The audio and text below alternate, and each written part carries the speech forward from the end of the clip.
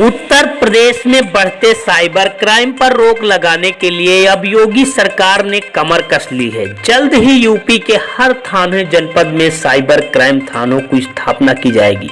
इसी तरह सभी थानों पर साइबर सेल गठित होगी। शनिवार को प्रदेश में साइबर सुरक्षा संबंधों की समीक्षा करते हुए मुख्यमंत्री ने इस बात को निर्देश दिया कि सीएम योगी ने कहा कि मौजूदा समय में संचालित साइबर क्राइम पुलिस थानों को अब सभी 75 जिलों का विस्तार दिया जाए।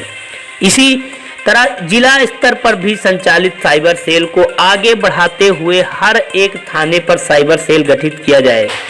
बताया जा रहा है कि सीएम योगी के निर्देश के बाद अगले 2 महीने के भीतर राज्य में 57 नए साइबर क्राइम थानों की स्थापना की जाएगी। हर थाने पर साइबर हेल्प डेस्क के अलावा अब साइबर सेल भी एक्टिव होगी। आपको बता दें कि सभी साइबर पुलिस क्राइम थाने स्थानीय पुलिस लाइन में स्थापित किए जाएंगे। समीक्षा बैठक में सीएम योगी ने कहा कि हाल के समय में टेक्नोलॉजी के दुरुपयोग पर अपराध का तरीका भी बदल रहा है।